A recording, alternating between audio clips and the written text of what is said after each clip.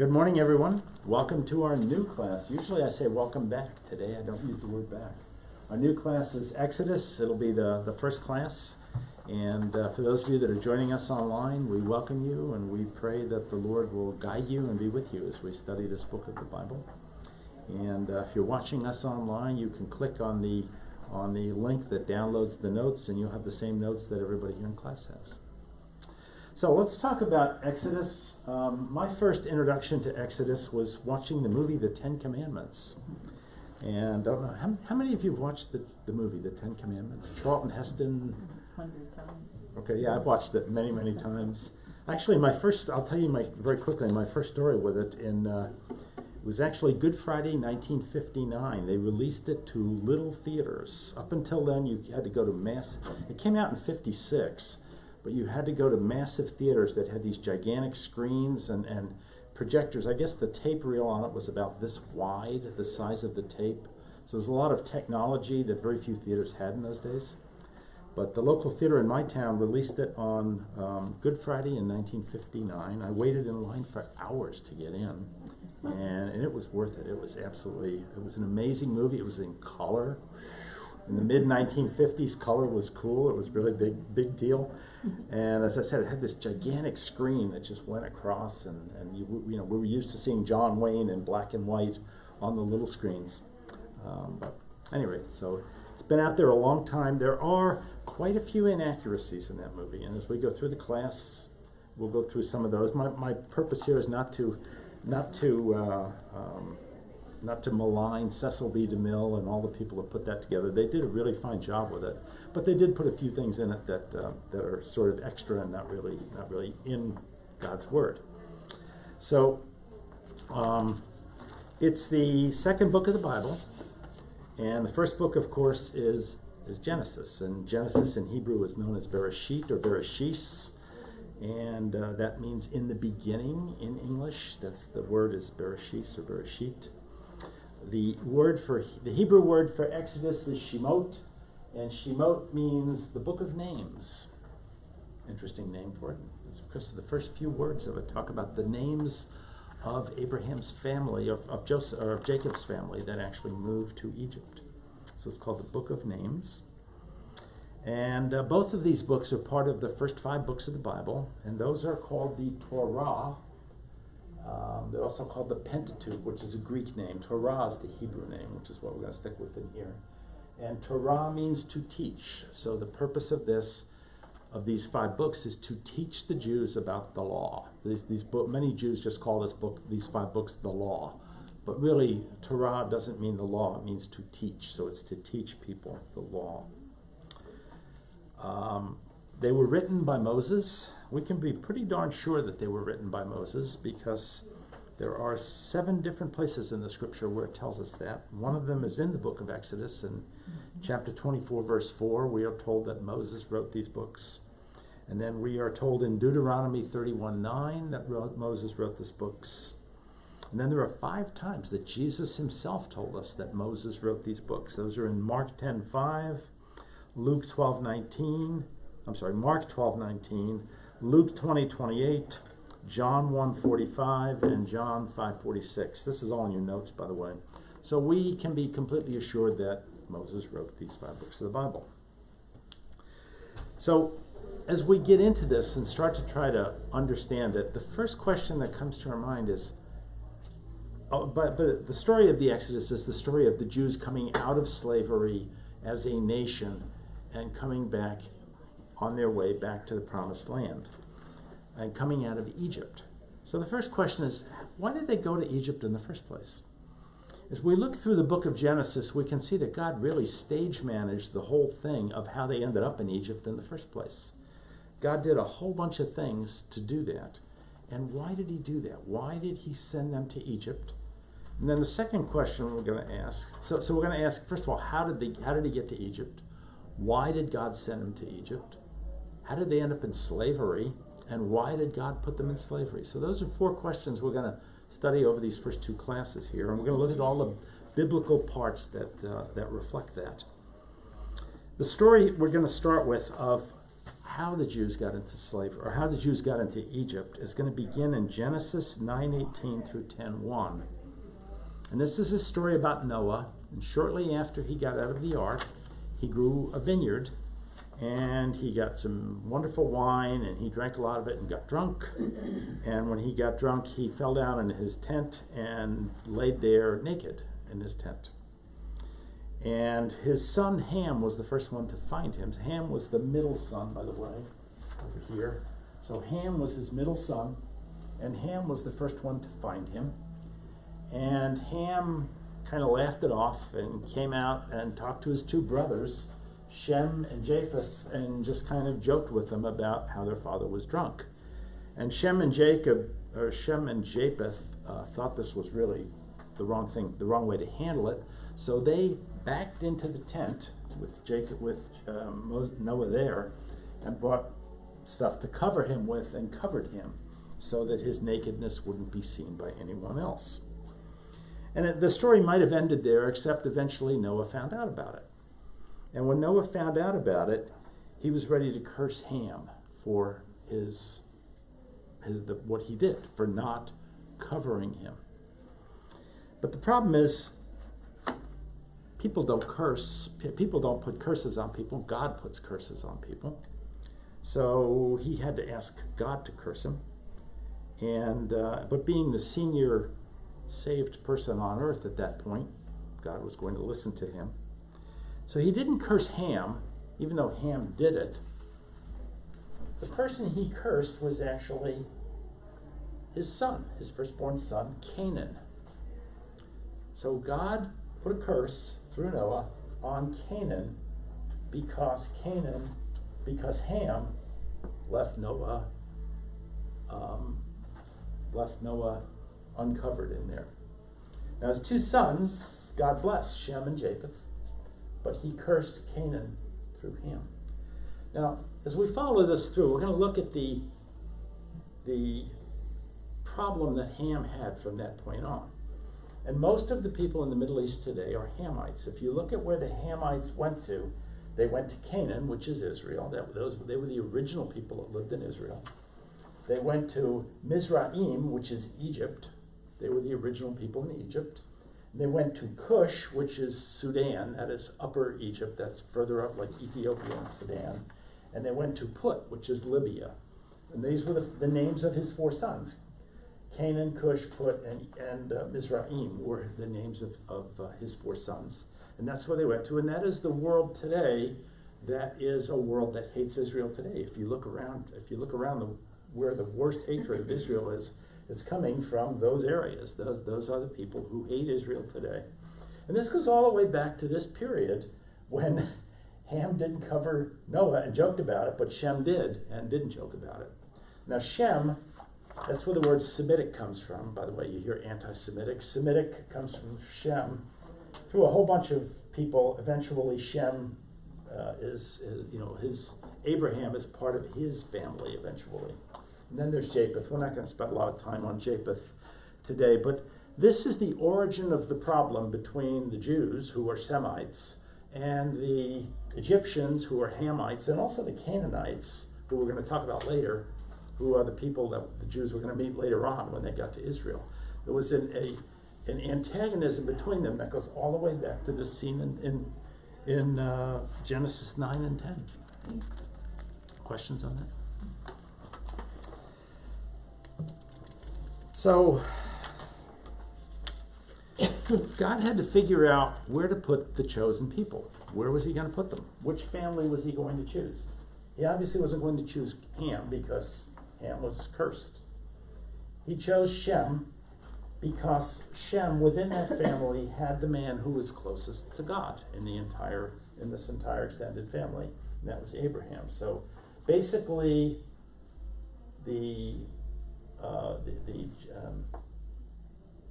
parentage of Abraham came down from Noah through Shem, through a bunch of other people, and down to Abraham. So that's how we got to Abraham.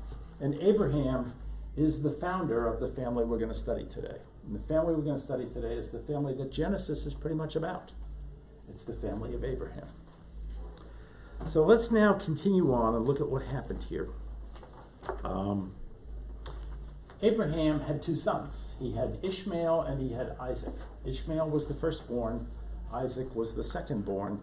Ishmael was illegitimate. Ishmael had a mother who was a Hamite. Not going to work, right? God is not going to let the seed that comes down to be his son eventually run through Ishmael, through somebody who is from a cursed family. So God had to get rid of that. So Ishmael and his mother were banished by Abraham at that point, at God's insistence. And at that point, the inheritance of Abraham went through Isaac. And the inheritance would mean his property and all of that. But it also meant something called the seed that we're going to talk about as we go through here. And the seed is the genetics that come down all the way down through all of this. That's the red line down here that eventually comes down to Jesus. And we'll talk through the whole process of how that worked as we do it. But the first thing to notice is, normally in the world, the firstborn son is the one who becomes the king, right? That's how things happen in England and a lot of other places. That is not how God did it. God did not go through the firstborn son. He almost never went through the firstborn son. It's very rare as you look at it. I mean, David wasn't a firstborn son, Solomon wasn't, and so on. The firstborn son is not usually the one who inherits the seed. So Isaac then had two children, Esau and Jacob. Jacob his name eventually got changed to Israel, so I'll use those two names interchangeably today. But Jacob, all of the Jewish family was all descended from Jacob because Esau gave away his birthright. He sold it for some soup.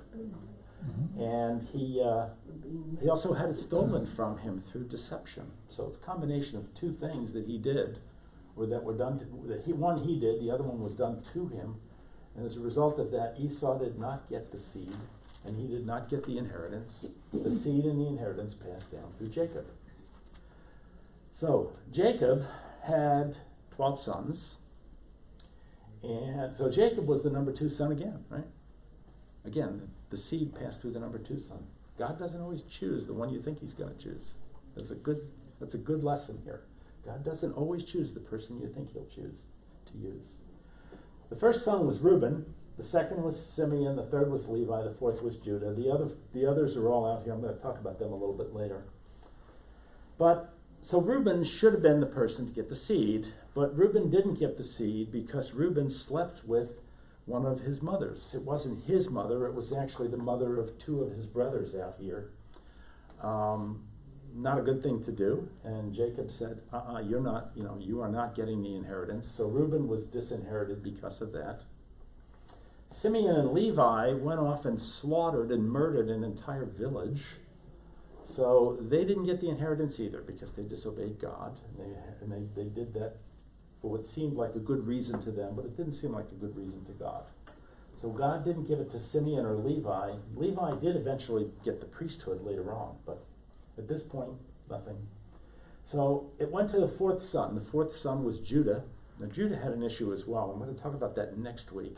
We're going to look at Genesis 38 next week and talk about the issue that Judah had with Tamar and how that came out. But so the seed is passing down from Jacob, not to the 1st, 2nd, or 3rd sons, but to the 4th son, to Judah. And then it passes down to a whole bunch of people over hundreds of years, and the Bible's got a whole lot of that in it. And eventually it passes down through David, and then eventually it passes down through a whole bunch of other people to Joseph. And by the way, it also passes down to Mary as well. If you read the 2 genealogies in the Bible, both of these people had fathers who were of the tribe of Judah. So both the fathers of both of these were the tribe of Judah, which means they were of the tribe of Judah. Now Mary has another interesting thing.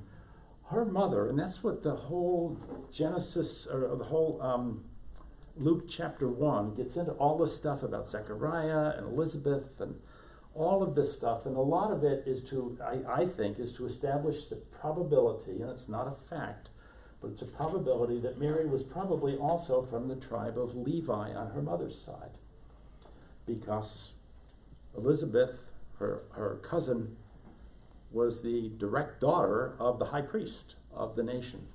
So and when you back that up, when you explode that upward, you figure out that they probably both had the same grandmother on their mother's side. So Mary was probably also from the tribe of Levi, which is pretty cool because if you read the book of Hebrews, it says that Jesus is not only the king, but he is the priest. So this is how that all works. So the seed comes down through all of that to Jesus. A couple of other things I wanted to point out about this chart up here. One of them is that if you go all the way out to number 11's son, Joseph, you will find that he had two sons, and they were both honored by Jacob in another part of Genesis as being original sons of Jacob as well. So Jacob, just before he died, brought Joseph in and did this. Now, again, interestingly enough, when he brought them in, when Joseph brought his sons in for Jacob's blessing, he put the oldest one on the right and the youngest one on the left so that Jacob could bless the oldest one first, and then the youngest one, Jacob crossed his hands, blessed the youngest one first, and then blessed the oldest one. So the one who got the blessing, I think it was Ephraim, I think it was Ephraim that got the blessing, but it should have been Manasseh, you would think. So again, God doesn't always choose the oldest and the most logical person to lead him. He chooses the person that is right. So great lesson there. Continuing on, first of all, any questions on this? There's a whole lot of genetics going on here, a whole lot of family history going here. By the way, the book of Genesis, as I said, is pretty much about the family of Abraham. That's pretty much what most of the book is about. Some of it's earlier than that, but it's mostly about the family of Abraham and how that family is going to lead us down eventually to Jesus. I'll ask the question later, but thank you. One other point I wanted to make, by the way. You may say, wait a minute, Joseph wasn't really Jesus' biological father. True. But something happened way back in the Bible for the tribe of Judah. We're going to talk about that next week. But something happened in the Bible with the tribe of Judah where in the tribe of Judah, you could be adopted. You could be an adopted son, adopted by your father, and have all the rights of a biological son. That is a tribe that allowed that. So a king, and that could even include the crown for a king. So a king could adopt someone in as his son and pass everything down to him, pass the entire inheritance, including the crown and including the seed, down to him. So Joseph was not the biological father of Jesus, but the inheritance of the tribe of Judah through David was able to pass down to Jesus through Joseph by inheritance because of that feature of the tribe of Judah. Not many people know that, but that's how Jesus is called the Son of David, right? He was able to be called the Son of David because Joseph adopted him into his family. Questions on that? Okay, let's move on a little bit. In Genesis 37, verses 3 and 4, we're going to continue the story on down now. We learn that Joseph was Israel's favorite son. Israel, of course, was Jacob. So from here on in, I'm going to be calling him Israel. Let me just put that up here. So Jacob's name was changed by the angel to Israel. So from here on in, the family of Jacob is no longer called the family of Jacob. It's now called Israel. That's where the name Israel comes from. So, Israel had 12 sons. His favorite son was Joseph. Joseph loved that, was wonderful for him, wasn't very wonderful for the other 11 sons, right? The other 11 sons were very jealous. And eventually they got to he had a dream where they were going to serve him, and I don't need to get into all that. We don't have time for that in our class. But eventually they decided to kill him. So they took him and tossed him into a pit. And then they decided they really couldn't leave him there. They couldn't just kill him. They couldn't leave him there. So they decided to sell him to a traveling caravan that happened to be coming through and sell him into slavery. So the caravan took him, brought him to Egypt and sold him into slavery in Egypt and paid some money back to the other brothers. So that's the story in Genesis chapter 37. Now, when he was in Egypt, he got bought by a guy by the name of Potiphar, and that was his new master. He was a slave. Potiphar was his master. And he goes through a whole bunch of things in Genesis 39, 40, and 41, a whole bunch of complexity that I'm not going to get into here today, but he ends up in prison and then meets people in prison and tells a dream in prison, and then that person deceives him, and eventually that person gets brought in front of, or gets into a position where Pharaoh wants to know how to read a dream, and it comes back through Potiphar and back through that person. Long story, but at the end of these 3 chapters, what happens is Joseph gets in front of Pharaoh, and Pharaoh has just had this dream that he can't understand, and nobody in his kingdom can understand it either. It sounds a lot like Daniel, right? Mm-hmm. You know, Pharaoh has this dream, and Joseph can interpret it. And Joseph says, I can't interpret it, but God can. And then God proceeds to give him the interpretation for that dream.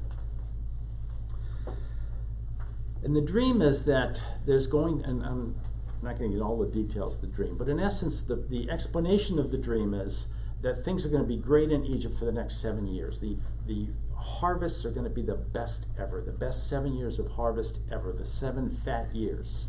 There's going to be tons and tons and tons of grain coming in for the next 7 years.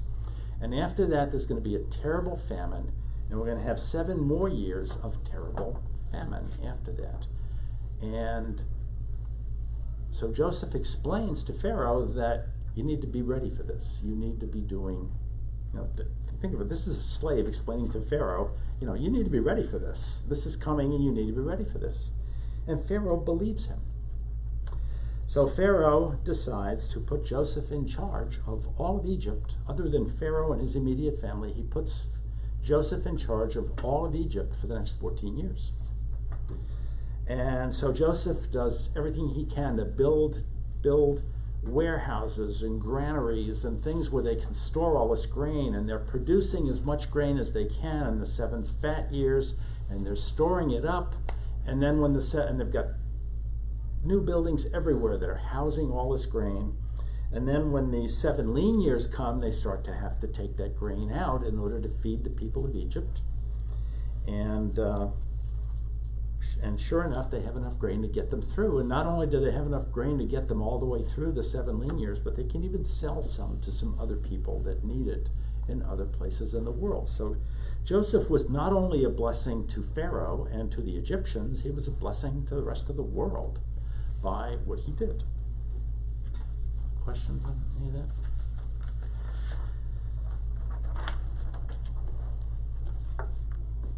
So now in chapter 42 through 47 of Genesis, we see that due to the 7 lean years that were going on in Canaan, and Canaan is way over here now, Canaan is Hamite again. At this point, there are no Jews left in Canaan. All the Jews, the whole family of Abraham, is all in Egypt. Oh, I'm sorry, they haven't gotten there yet. Pardon me. Let me explain that. Let me delay all that. So Canaan's got a huge famine going on. People are starving. Jacob goes to 2 of his sons and says, why don't you go to Egypt? I think they have some grain. Here's some money. Go buy some for us. And Joseph is there, is receiving them. And when they come, he realizes who they are. And we go through a whole lot of stuff where they reveal each other, and it takes a while to do that. But eventually, Joseph sells them the grain. They take it back. They have to bring their youngest brother back. And at that point, Joseph finally bonds with all of them. The youngest brother was Benjamin, by the way. Benjamin is the only one out here who actually had the same mother as Joseph, and that was Jacob's most cherished wife, Rachel. So Benjamin comes back with him, and at that point, he tells them who he is, and he tells them, I'll give you all the grain you need, but you need to bring your father back and the family. So they go back and they get Jacob, who's now Israel, that's his name. And the entire family comes to Egypt. And the Bible tells us the entire family is 70 people. That's through all of this period, all the way down from Abraham down to this period right here. All of these people and all of their family, everybody combined, is only 70 people. They all come to Egypt. They get all the grain they want. Pharaoh is so happy with the job that Joseph has done that he gives them the very best farmland in Egypt to settle on. It's a place called Goshen. And this is the Mediterranean Sea out here, by the way. This is the Nile River. Goshen is in what's called the delta of the Nile River, and that's an area where it's very flat. The Nile River floods every year. So every year, new soil, new silt comes down the Nile River. The land is unusable for a month or two. During that period, new silt gets deposited on your farm fields. So you've got beautiful brand new soil to work with every single year. Wonderful, right? I'm not a farmer, I grew up in the city, but that's my understanding is if you have great brand new soil every year, you're gonna be in great farmland. Goshen was the best farmland in Egypt. So the Jews, all 70 of them, get to go there and they start establishing they're living there. They're living in Egypt. Now, cool thing about Goshen is it's 300 miles from where the Pharaoh is. He's down in Luxor down here. It's 300 miles. Deb and I have been to Luxor. We were there about a year ago, actually, on a mission trip. And it's very remote. You have to drive through hours and hours and hours of desert to get there, even from Cairo, which is here. It's hours. It's probably, 8 or 10 hours of driving through the desert to get there. Very remote. But Pharaoh's all the way down here. The Jews are up here. They're in the best land in Egypt, and nobody's bothering them because there's only 70 of them, and Pharaoh's soldiers are down here protecting him, so nobody's bugging them. Things are great for them, right? Things are absolutely great. Couldn't be better. So now we're going to start looking at the verses of the first couple of verses. This is Exodus 1, verses 1 through 4. These are the names of the sons of Israel. Israel would be Jacob, right? The sons of Jacob, who went to Egypt with Jacob, each with his family: Reuben, Simeon, Levi, Judah, Issachar, Zebulun, and Benjamin, Dan and Naphtali, Gad and Asher. The descendants,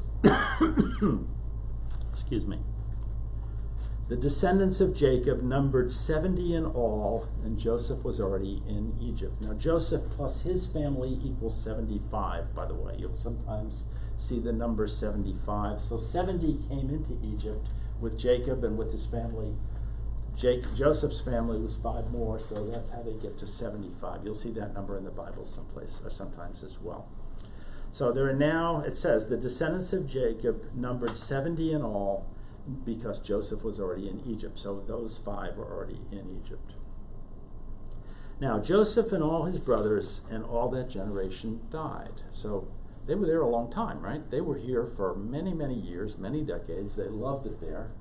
They were living in this paradise of a place up here in Goshen. And they, eventually they died there. Now, interestingly enough, in about the last 15 years, they've done a lot of archaeology work in Goshen that wasn't done recently. Wasn't done certainly in the time of the Ten Commandments movie, but they've done a lot of archaeology work, and they have found the ruins of the Jewish settlement in Goshen. And bear in mind that by the time the Jews left there were 2 million of them. And they found all 12 of the tombs. One tomb wasn't there. Joseph, his body was taken out of there. We'll get to that story next week. But they found the tomb of Jacob, which was a bigger tomb, and the tombs of the other 11 sons there. And so they found a lot of stuff there, and they know that this is really what's going on. They also were able to date it, and the whole dating changes everything that you see in the Ten Commandments movie. I'll give you a quick revelation that the Pharaoh was not Ramesses, okay? It was actually a different Pharaoh. We'll talk about that next week. We know that now because of the work that's been done in Goshen. So Joseph died, all that generation died. First of all, Jacob died, and that was the first thing to happen, and then Joseph died. And then we go on to a really cool verse. Really cool verse.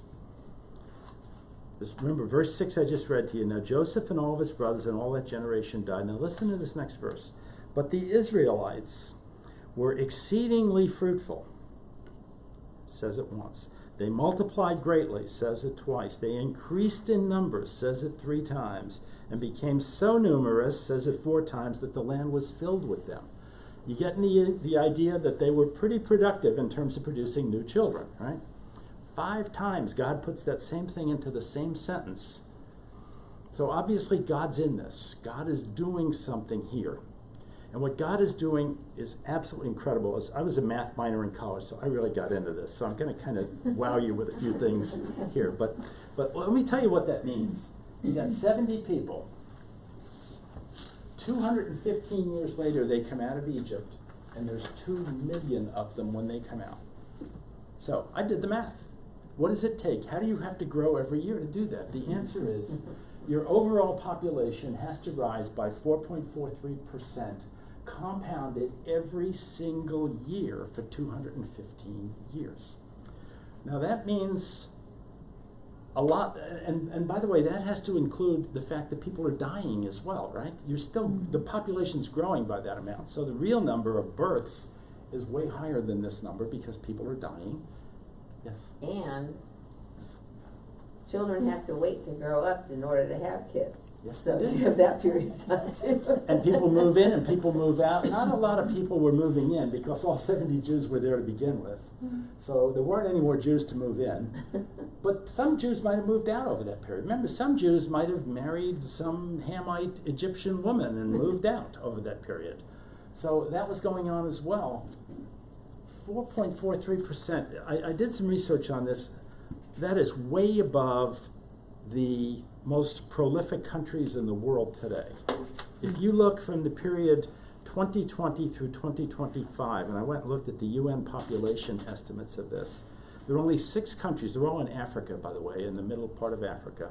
There are only 6 countries in the world that had even over 3% during even just a little 5-year period. Now, none of those 6 had that over an extended period. But there are only 6 countries, and they're in very poor parts of Africa that had even over 3% during that period. All the other countries of the world, the population growth rate was under 3% over a 5-year period. And that's 190 countries in the world, right? Of the other countries in the world, it's under that. This is an exceptionally high growth rate. And that's over a 5-year period. We're talking 215 years here. So for 215 years, God has the Jews turning out more and more and more and more and more children every day. He says it 5 times in this verse, right? God is making the Jews incredibly productive. Why? Why did God move them to Goshen in the first place? Why did he bring them to Egypt in the first place?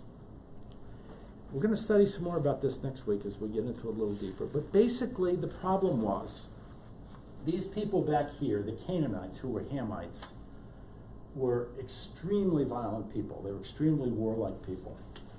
And a little community of 70 Jews living among, and by the way, there were about 3 million of them already by the time Jacob took the family away. So there were like 3 million of these Hamites living there, the Canaanites. How's a little family of 70 going to survive in that, right? Now, God probably would have given them military victories, maybe. I mean, how 70 people, I mean, we saw what Gideon did, right? Maybe God would have done that 1,000 times. And maybe 70 people would have eventually conquered 3 million Canaanites. But then you have a second problem. If they do, how do they settle the land? How are 70 people going to settle a land that 3 million people could live on? They've got to grow their population, right? They've got to grow their population. God knew this. He planned for this. He knew they had to grow their population. That's why he says it 5 times in this verse. Why did he put them there? So they could grow their population. That's the whole reason God moved them to Israel. Why did he put them in Goshen? Because they were in perfect land. They could grow as much stuff as they wanted to. there would be tons of food constantly over that period. It was always gonna be good food there. By the way, not only did you have new soil coming in every year, but all you had to do was dig a ditch over the Nile River because there were so many tributaries down here, and you'd have water to just water your fields all year long. It's irrigation, right? They knew how to irrigate in ancient Egypt. So God put them in this perfect place for growing food. He put them remote 300 miles from where the action was happening, so nobody even knew what was going on up there. And they are reproducing and reproducing and reproducing and reproducing at an incredible rate, at a rate that's probably never been seen anywhere in the world for even a few years, much less for 215 years. But if you do the math, at that compounded growth rate, for 215 years, that number turns into that number. So there's the reason why God moved them to Egypt in the first place. Think about it, right? God promised Abraham, I'm going to give you this beautiful land. It's going to be flowing with milk and honey. It's going to be called Israel. The Canaanites live there today. But then he says, now I'm going to take you away, and I'm going to put you in this place in Egypt for 215 years, and then I'm going to bring you back. Why? So they could grow the population. There it is, right in that verse. Cool verse, very cool verse. So God sent Abraham's very small family to this very fertile part of Egypt. And, another piece of the puzzle. If he had left them there, I kind of mentioned this earlier, if he had left them there in Canaan, a little community of 70 people would have been incredibly hard to overcome the Canaanites.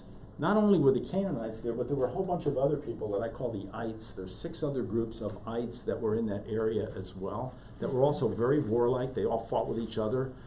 It's hard to imagine that Israel would have been able to grow at these kind of growth rates and get the population they needed to populate the land of Israel if they actually stayed in Israel during that 215 years.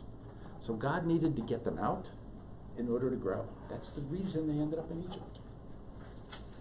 Questions on that? When during that 215 years did they decided there's too many Jews and they made slaves of them?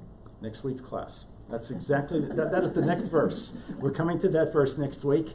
We're going to talk about exactly why, how did, there's a whole lot about what was happening in Egypt at that time. There was something called the Hyksos invasion. The Hyksos invasion, we believe, based upon some of the archaeology that's recent, and this is way more recent than when Cecil B. DeMille made the Ten Commandments movie, but based on some of the recent archaeology, we believe that the Pharaoh who embraced Joseph was actually a Shemite Pharaoh from a place called the Hyksos, or from a tribe called the Hyksos, which actually came from Canaan. And that Pharaoh, his family came, and the Hyksos conquered the Egyptians at one point. I think it was 1671 BC. I'll give you those numbers next week for sure. But the Hyksos conquered the Egyptians at that time, and they put their own Pharaoh in place. And their Pharaoh ruled for a short period of time. That's why you're going to see next week that there's a point at which Pharaoh and Joseph don't get along anymore together. That's a point that's going to come up next week. And that has to do with the fact that eventually the Egyptians overthrew the Hyksos and got rid of them. But by that point, this had already happened. The Jews were up here in Goshen. They were reproducing and reproducing tremendously. And by the time the new people got in power down here and figured out what was going on up here, a lot of that 215 years had already passed. And by that point, it was too late to just go up and kill a few people and be done with it. At that point, they had to figure out what to do with them, and they decided to put them in slavery. We're going to go through that whole story next week. That's actually coming up here in chapter 1 of Exodus next week. You're saying they were in Egypt for 215 years. For some reason, I thought it was more like 400. That is interesting. I'm going to talk about that next year too, or next week too. Okay. But here's the thing: if you go, let me pull that up for you. That is actually in Genesis 15, Yeah. and I'm going to steal a little bit of next week's class's thunder for it from here. Well, you can do it next week. That's okay. Okay. But another reason they stayed away from them is because they were shepherds, and Egyptians had the The Bible says they didn't like shepherds. That's another reason Okay. they gave them their own little area to keep them away from the Egyptians that didn't like the sheep. Okay. Okay, Genesis 15, God's covenant with Abraham. I have to find the part where he talks, where the 400 years is mentioned in here. Verse 13. Yeah, verse 13. Then the Lord said to him, this is Abraham. Actually, his name is still Abram at this point. It hasn't been converted to Abraham yet. It's about to be converted to Abram. Let me go back to verse 12. As the sun was setting, Abram, so he's not Abraham yet, fell into a deep sleep, and a thick and dreadful darkness came over him. Then the Lord said to him, know for certain that your descendants will be strangers in a country not their own, and they will be enslaved and mistreated for 400 years. That's the verse you're talking about. Mm-hmm. I can't explain that completely. I can tell you that the archaeology we're seeing today says they were there for 215 years, and I'll get into some of the details of that next week. And also the Bible tells us in Genesis that they went to Goshen immediately when they got there, and that they left from Goshen at the Exodus. So, but we know they were only in Goshen for 215 years. What I think is going on here, maybe, and this is my thought, don't take this as being, I'm not teaching this, this is my thought. What I think is going on here, he said his name is still Abram, right? So he's really not a resident of Israel yet, right? He still came from Ur. And from the time Abraham left Ur until the time Jacob moved to Egypt, it comes out to be about 170 something years. If you add that to 215, that's just about 400 years, give or take a few. Possibly that's kind of my way to kind of justify those two, but I don't know that that's right. I'm thinking that that's a possibility, because Israel is not his home yet. He's living in a strange land. Israel's not his home yet, and he's going to move to his descendants are going to move to another strange land, and they're going to be for 215 more years down to here. When you total that from when Abram leaves up here to the point where Israel gets to Goshen, or gets pushed out of, or comes out of Goshen with Moses, you're looking at about 400 years. That's my thinking, but I don't know. That may not be correct. I've read that verse many times too, and I've even read it in Jewish Bibles, and it pretty much says the same thing. I'll talk about that more next week. But so you've already heard part of next week's class. Let's see, what else didn't I say yet? Yeah, so I say in here, God actually did one other thing, and we're going to talk about why next week, more about why next week, but what he did, at a point during that 215-year period, he allowed them to be persecuted and enslaved. That goes back to your question, right? God allowed them to be persecuted and enslaved. That was the second question I asked, if you remember at the beginning of the class. Why were they persecuted, or why were they enslaved? Why did God allow them to be enslaved? Part of that may be I'm going to go through all this Hamite, Semite stuff that was happening in Egypt next week with you. It's way too much to cover today. But at the time they got there, the Pharaoh was a Semite. Not long after that, he became a Hamite, because the old Egyptians overthrew the Hyksos. So at that point, you no longer have a Semite Pharaoh, you now have a Hamite Pharaoh, and he's connected with the Canaanites. And he's got this pocket up here in Goshen with all these people that are not Hamites, and they are growing, and he's realizing that they're growing, and he decides he has to do something to stop that. We're going to talk more about that next week, and I'll actually take you through some of the things that archaeology has found, and some of the things that we know from history about the Hyksos and about that time. So it's a good question. I'll try to. Do I know the exact time in the 215 years that they went into slavery? No, but I do have a pretty good idea of the point in there when the Hyksos were overthrown by the Hamites again. So I do have a pretty good idea of that piece. Well, the Bible itself, and I think you read that, said that one of the issues with the Egyptians is, he said to his people, look, the people of Israel now outnumber us and are stronger than we are. So I don't know if that's literal or just a comment, but 2 million versus, which says maybe there were less Egyptians than that. Also, if they knew where those 2 cities were born, cause it says that back when they were slaves, that they built those 2 cities. So if you knew when the 2 cities, by archaeology, I don't know, I forget the names, but, then they would've had to been slaves before those cities were built. Yeah. There is some question as to what cities those were. There are some questions as to whether the name of the one city really was Ramesses. The Egyptian word translated into Hebrew may not be Ramesses. There's some other pieces of the puzzle to that I guess I'm saying, you know enough, you and I both understand that translations can change a lot of stuff when you're looking at things in the scripture. And Ramses may not have really been the actual name of that city, is what I'm saying. It may be a translational issue that somebody translated incorrectly over the years, but it's possible. How long was Joseph in Egypt as a slave before his brothers came there? He was there for 2 years. He's there for more than 2 years. When he went to Egypt originally, he went, as a slave, he was there for 3 years as a slave. 2 of them he was in prison.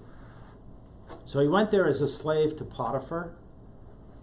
He was an incredibly upright man, but he was also a good-looking guy. And Potiphar's wife, I think it was. I'm trying to remember the story exactly, but Potiphar's wife tried to seduce him. He wouldn't do it, so Potiphar's wife went to Potiphar and lied about him, and Potiphar threw him in jail. So he was still a slave to Potiphar at that point, but he was in jail for 2 years. And so he was there for a total of about 3 years before Jacob and the group got there. But then he was I'm sorry, before he went to see, I said that wrong. He was there for about 3 years before he went to see Pharaoh to interpret the dream. Yeah. Yeah. And then he ended up being married to Pharaoh, to that daughter of the priest or whatever, Yeah. and then had the Potiphar's 2 daughter. kids. So you had those years Well, he had before. 14 years, Yeah. 7 years of building up, he was in charge of that. Yes. I'm trying to think of Yeah. maybe some of the 215 plus how many years he was, quote, he himself was a slave in Egypt. He himself was a slave in Egypt for about 3 years. 1 year, roughly, until Potiphar threw him in jail. And 2 more years while he was in jail, until he met Pharaoh. And once he met Pharaoh, Pharaoh took him out of jail and gave him all this stuff. Then he had to have 7 years of good years before they. Right. After that, he had 7 years of good. So you get Yeah. 1 year, then 2 years, then 7 years of good, and then 7 years of lean. And we figure somewhere around year 3 or 4 of that lean years was when Jacob brought the family in. So, other questions? No.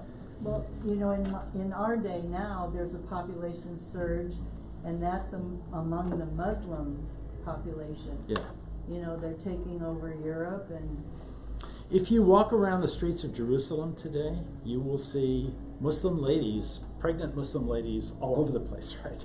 I mean, incredible numbers of pregnant Muslim ladies walking around the streets of Jerusalem today. And it is actually taught in their mosques there that, we need to outproduce the Jews. The Jews are not having enough children, so we need to have, 5 or 6 or 7 children per woman, so that someday we will take over this land, take it back from them. God's not going to allow that, but they think that will work. So God's made it very clear the land belongs to Israel forever. But, he's in control. yeah. Other questions? Okay, so next week we're going to hold back to the whole slavery issue. We're going to look at the whole story of Judah and Tamar and a bunch of other stuff, and get deeper into Exodus 1. So for those of you at home, please be in the Word this week and be in prayer, and we pray the Lord is blessing you this week.